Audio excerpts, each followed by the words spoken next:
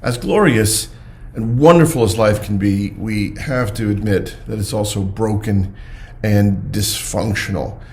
Sometimes it's difficult for us to make it all work. So to get on with our day, we end up rewiring and bypassing things and jerry-rigging things just to get our car rolling on the road today. But as we do that, life becomes even more complicated.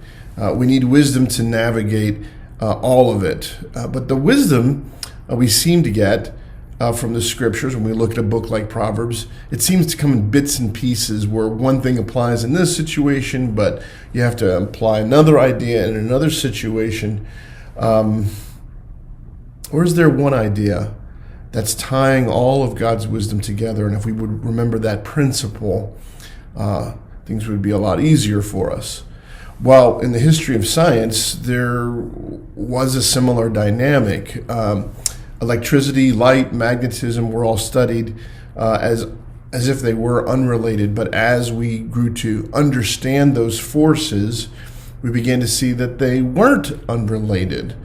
Electricity and magnetism had a direct relationship. If you had an electrical current, it created a magnetic field. If you create a magnetic field, you induce an electrical current. Light was an electromagnetic wave.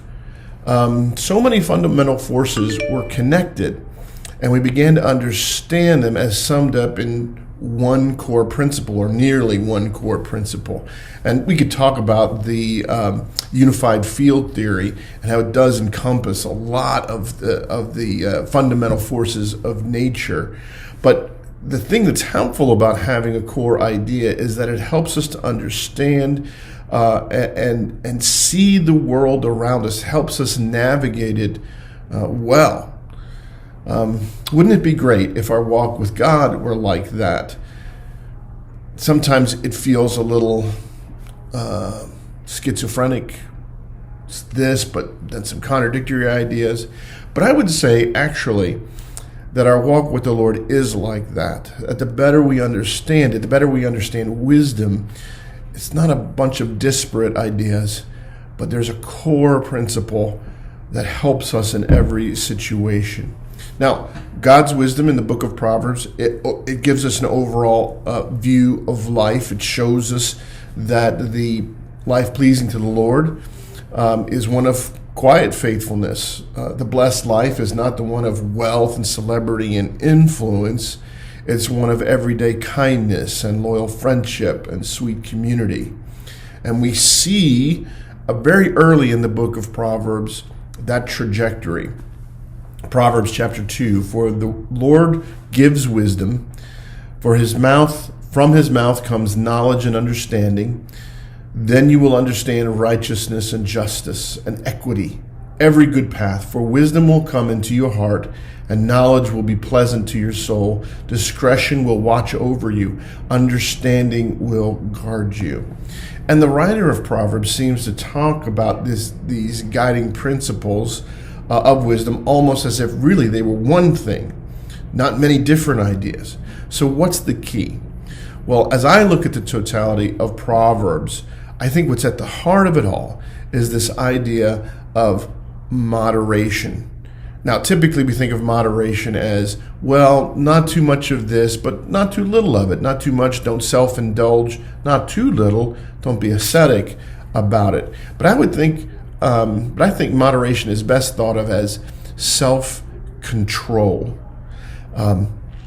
mastering yourself. And the Apostle Paul talks about this as a fruit of the Spirit of God, Galatians chapter 5. But the fruit of the Spirit is love. There we have the most important, the head of the line, love, but maybe you might think of it as the first bookend. Love, joy, peace, patience, kindness, goodness, faithfulness, gentleness, self-control.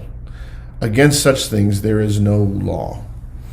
An example of this is in another of Paul's writings, Ephesians 5, where he's talking about getting drunk.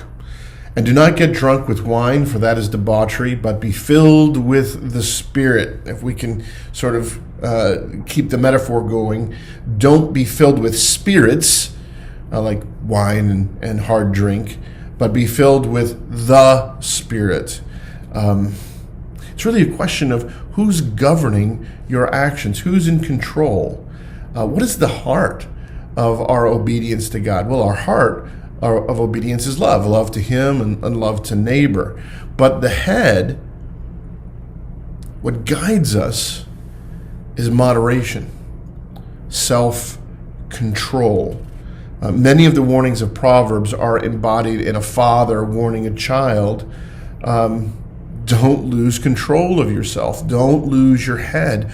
Use discretion. Hold back or participate fully, but make sure you do it because you choose to do it. Master yourself, or maybe better yet, be mastered by the Holy Spirit. When we talk about wisdom, it's really a matter of, can we show discretion, which means think it through and exercise proper restraint, or willfully participate, but you are the master of yourself, or at least the Spirit guides you in your actions. Let that guide you. When you remember that moderation, self-control, guiding by the Spirit, that's the principle. The wisdom you need for the moment will reveal itself. Blessings on you all.